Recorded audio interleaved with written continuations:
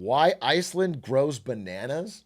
Hoser. One of the coldest countries on Earth hold one of the only banana plantations in Europe. The answer has a lot to do with why Banana farms, easily. It's the best way to build an economy. They clearly saw my BTD gameplay and said we have to do the banana farms thing from the song. That's Iceland has the become reason. so rich despite its hostile environment. Two things define Iceland's economic history: its location and its tiny population. Iceland sits alongside Greenland in the northern Atlantic. Dude, the one thing is, though, any video about the economy of like Iceland or Greenland or a ton of these tiny countries, is like their population is equivalent to like a Dallas suburb. Whatever you figure out doesn't work for it. It doesn't matter. It's a little town. It's an experiment that you could do. You can't do it for a real fucking massive country with hundreds of millions of people.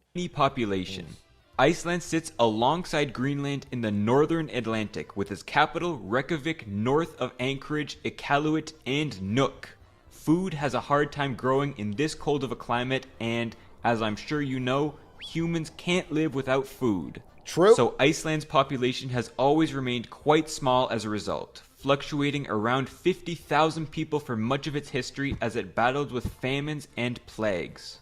The country was poorly endowed, not even having many. Yikes. He basically said Iceland has a small dick. If you're Icelandic, are you going to take that? You have a tiny meat economically, okay? That's embarrassing. Wait, I want to see this again. Fluctuating around 50,000 people for much of its history as it battled with famines and plagues. The country was poorly endowed, not even having many trees, and for over 200 years it was forced to sell its products only to the Kingdom of Denmark, which it was a colonial possession of. This can make it pretty surprising when you hear that by income per capita, Iceland is one of the 10 richest countries on Earth, and by average salary. This is Greenland, not Iceland, but I will say this. MFs in Denmark, when they're talking about other countries as colonial powers, yeah, it's fucking terrible what they did to them. And they should fucking reduce their influence. But when Denmark's talk about Greenland and Iceland, they go, you don't understand. You don't understand. They can't be independent. They need to be, because we provide a great service. Their government wouldn't be propped up with that. We actually help them so much. It's so funny. They switch so fucking quick. The historical ties. It's in the top 3. Icelanders enjoy some of the highest quality lives out of anyone on Earth, despite the fact that even 50 years ago, they produced only a tenth of what they do today. Nice. The secret has been by smart supply-side economics on the part of their government, particularly of their energy and electricity resources. Per person, Iceland uses the second most amount of energy on Earth, only behind gas and slave-rich Qatar. But stripping out transportation and heating and only looking at electricity use, Icelanders have the most amount of electricity out of anywhere on Earth. Let's go, Iceland. It's not even close. Norway is a Electro distant state. second. They generate 52 megawatt hours of electricity per person. Americans have less than a quarter of that. In total, that means they produce 20 terawatt hours, around the same level as Syria or Massachusetts. The island has no coal, gas, or nuclear infrastructure as well, with much of the energy coming from geothermal sources and most of the electricity from hydropower. Yeah. It's a little, what you say, abundant. And Hydro it allows is, this small lucky. and cold country of less than 400,000 people to punch highly above their weight in terms of energy research, growing tropical fruits, and being the smallest country ever to make the World Cup. But it wasn't always this way. Iceland used to be a poor hinterland of Denmark. Back when agriculture dominated our ways of life, Iceland had some obvious problems. Most people on the island were self-sufficient farmers, but because of the tiny population and lack of resources, many moved throughout the year between the coasts in the winter to fish and pastures in the summer to tend sheep or cattle. Okay. This meant urban specialization never really happened, with only a couple of towns popping up. Okay. The trade monopoly with Denmark didn't help either. All the export products, that sucks. mainly wool and fish, were directed to Copenhagen, with trading profits I split do between the love king Copenhagen, and Danish though. merchants. Most positions of power came from royal. They do have this fucking disgusting dish in Copenhagen. Actually, it was pretty tasty, but it wasn't. It was actually tasty, but it looked gross. I think it was just like an open-faced sandwich with fish on it. I can't find it. Anyway, it was good. Appointments or involvement with the church, and the vast majority of peasants were tenants tied to the land. Most of Iceland's history was one of. As a Swede, we brag that our fish is the stinkiest. Fucking Nordics, dude. You guys are strange, all right? You got some good stuff up there, good quality of life, but you guys are fucking. You're having stinky fish offs, acquired tastes. Yeah. I do like salmon. I often wonder what it'd be like to get some fresh Norwegian salmon right in Norway. Vast inequality marked by stagnation and isolation. Despite the fact that this monopoly ended in 1855, like the rest of Europe, it wasn't until the 1870s where structural transformation took place, as Icelanders got legislative power for themselves. Unlike most countries, though, which have a manufacturing phase between agriculture and services, Iceland's factories never became the dominant force in their economy. Instead, industrialization started in the fisheries with the adoption of steam trawlers and fish processing plants. Okay. The country, so small, There's has the always fish nation. depended on trade. However, that trade has depended on the technology available to do so. For example, in medieval Iceland, there was little point in shipping cheap, bulky items because it was far too expensive. Most of their imports were small, luxury goods like silver, wine, and whetstones. Okay. The exports have usually been derived from their natural resources. Yeah, it's fish and- Up to 90% of the country's foreign exchange earnings were from fish until the 1960s. That's crazy. And when the fish stock had A pure fish-based economy. We live and die by the sea, boys. plummeted throughout the 1970s, this is when Iceland had started to transition to the electric economy it is today. For most of its history, Iceland was dependent on imported coal and domestic peat and dry dung for its energy uses. That changed in the early 1900s when the first hydropower station was made in a small town south of Reykjavik. It was a beastly 9-kilowatt machine used to power a single carpenter's shop. That's enough to power about 3 modern fridges. Many in Iceland figured they could follow a model laid out by the Norwegians at the time. Build dams, provide electricity, and attract heavy industries like fertilizer or cement factories. Okay. The difference was, Norway allowed foreign companies to build these dams as long as they were given to the government after a certain amount of time, while Iceland completely banned foreign investment into them. We'll do it As a ourselves. result, these generators were small, built by individuals, for individual use, usually for an individual farm. Okay. The state only got involved during the Great Depression, taking over from these tiny generators financed by individuals, and after some decades of chaos, created the publicly owned Landsvirkjun company to build new generators. Okay. Even when electricity prices were low and they weren't finding any foreign investors, the Landsvirkjun built to overcapacity, flooding the market with cheap electricity. Okay. Meanwhile, another innovation was taking shape that took even more pressure off of their electrical grid. Hydro. Iceland sits between 2 tectonic plates. Oh, As the geothermal. country literally gets ripped apart, magma rises to the surface, heating up many pools of water. Hot springs, geysers, and volcanoes cover the island. Many Interesting. underground pockets hold water which reaches 250 degrees Celsius. Drilling a borehole down there could give you easy access to that water's energy. Interesting. The first person to Dude, realize it's crazy that like every form of energy is just a different way to heat up water to make a turbine spin. Everything we do is just hot water. It's all fucking hot water, bro. this was a farmer from the south. He built a pipe to transfer the heat from a nearby pool to his farmhouse, becoming the first geothermally heated home on the island. No longer would the citizens have to rely on imports or burning literal poo to stay warm. By Burning the poop, 60s though, that's and something. especially 70s, a concentrated effort was put in place by the Landsvirkjun to heat all homes using geothermal energy. And today, nearly all space heating is done via geothermal sources, as well as snow melting systems, heated pools, and indoor greenhouses. That's cool. These are generally found to the south of Reykjavik, where a bounty of geysers and hot springs can be found. The large energy sources have meant Icelanders see. can increase They have so much energy they can run these indoor greenhouses that allow them to grow bananas in the north. I'm getting the point of the video. I was like, why are the bananas coming to this? Okay. Grow year-round food, including cucumbers, herbs, and tomatoes, which the country sources 75% of domestically.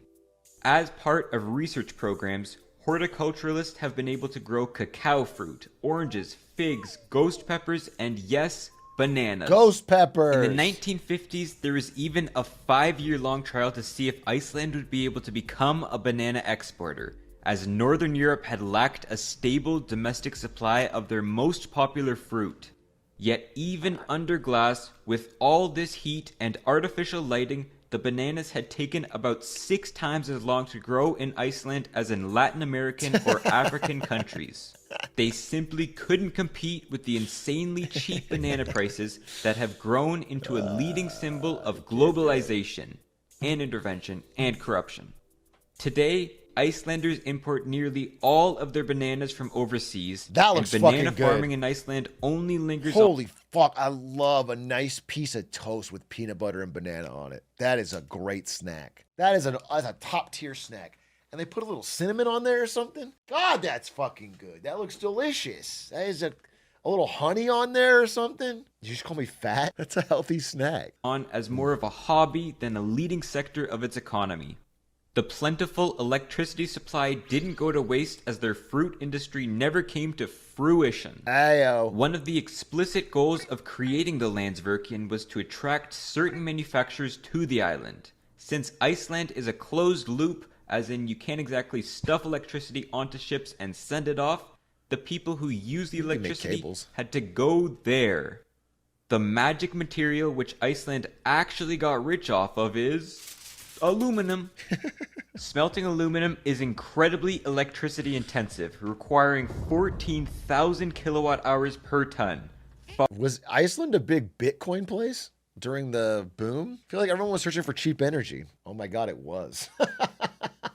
Inside Iceland's massive Bitcoin mine. That's good. Far more than most metals. So the government saw an opportunity in attracting aluminum firms to the country. Import bauxite ore, use its cheap electricity to ship aluminum off, and keep the profit. Easy money. The first to come was Aluswiss, which built an aluminum processing plant in 1969, attracted by low prices. Today, electricity costs somewhere between 7 and 13 US cents per kilowatt hour. Compare that to the US at an average of 17 cents, and running an aluminum plant is around 30% cheaper in Iceland, even with the high. Okay, but do you understand, possibly if you were in a different country in Europe, why even a few cents increase in energy costs can be so devastating for your industrial production?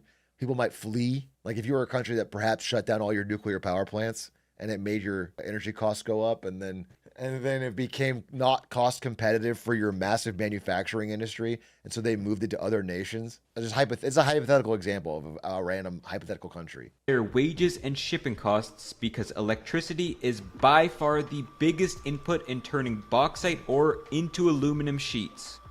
For Americans in the Rust Belt, these cheap Icelandic prices were a factor in losing their industry. From America's peak of 30 aluminum plants, they've fallen to only 4. Yikes. In fact, 2 more plants were built in Iceland, both by American companies.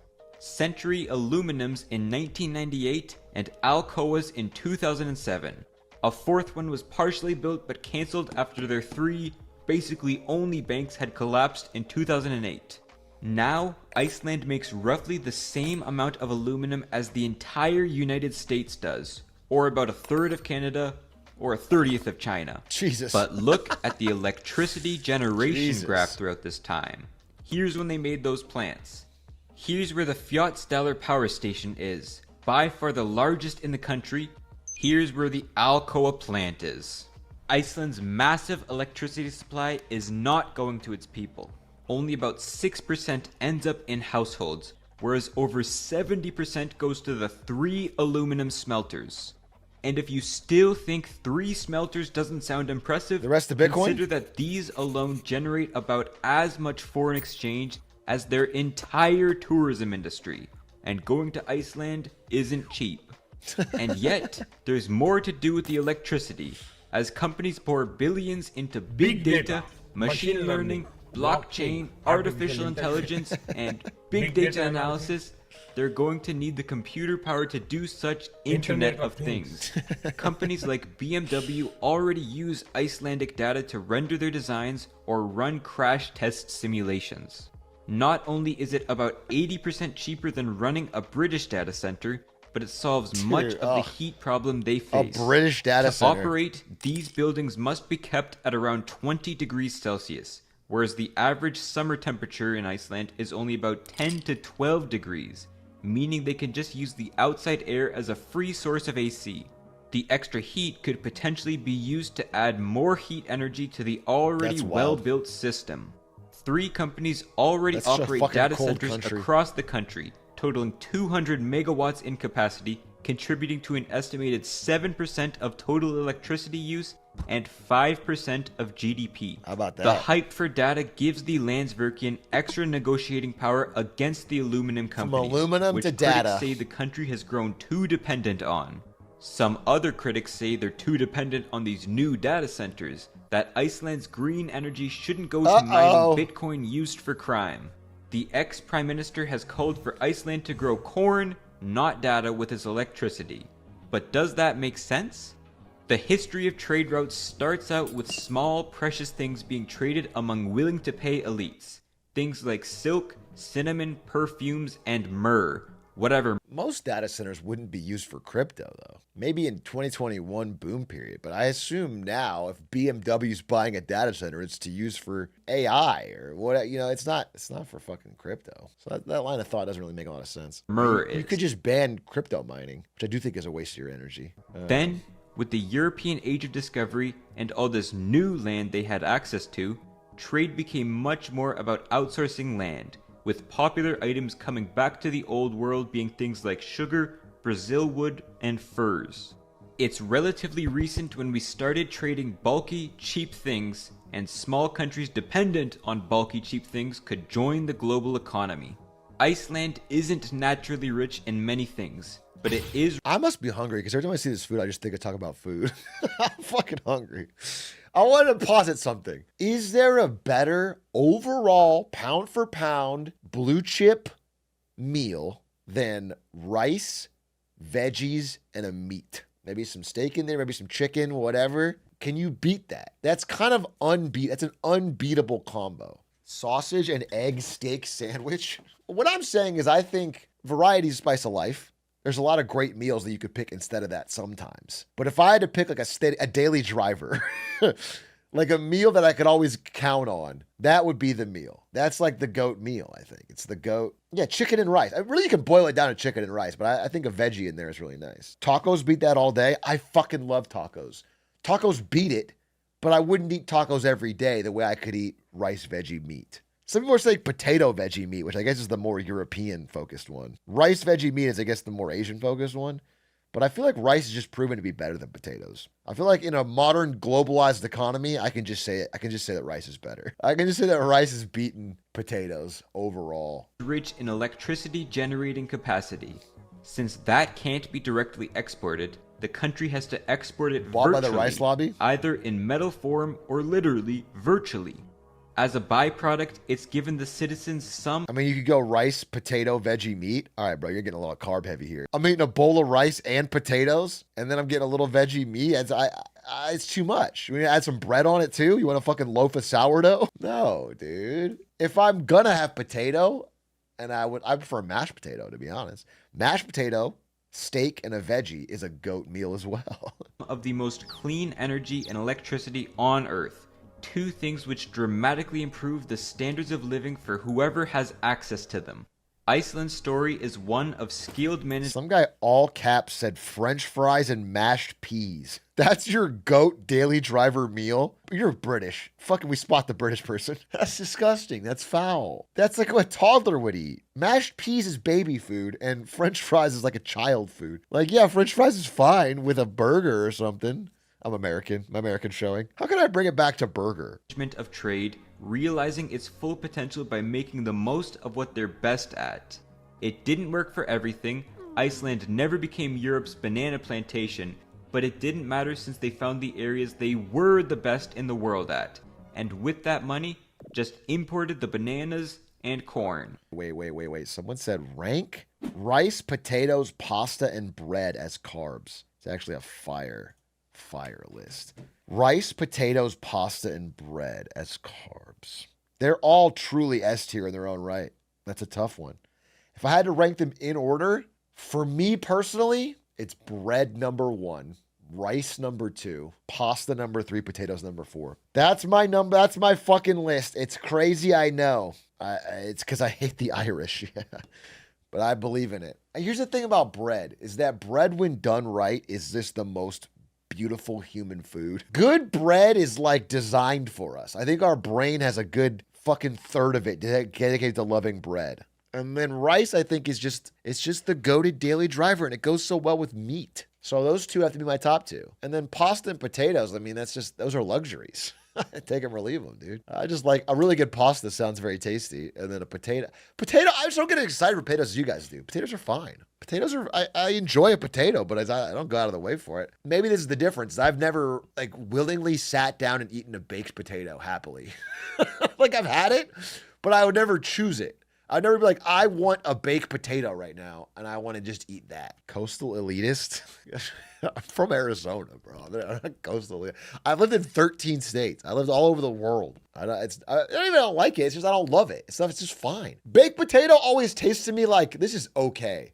In fact, the only time it tastes good is when you load it the fuck up with butter. So it just becomes a butter soup. Unlike bread. Yes, unlike bread. Good bread you could eat alone. A truly tasty piece of bread is good on its own. It's just delicious. It's just incredible. Bread is it's S tier. Eat a bread right now. If I had a good one, I would. Naan needs butter? No, you're wrong. You don't need butter. Does it improve it? Sure. Or a little olive oil to dip it in? Fuck. Toasted bread with olive oil? This guy gets it. Real bread lovers eat the whole loaf plain. Dude, one time, it wasn't France. It was a different European country, but I was there with Ari on vacation, and I bought a whole baguette, and I ate it in the hotel room bed. And she came back, and the whole bed was covered in crumbs. And she was so mad. I just sat in bed, and I fucking ate the entire baguette. This is a long time ago. But it's a distinct story, man. I remember it, and it was like awesome. A bed baguette, dude. You can't go wrong.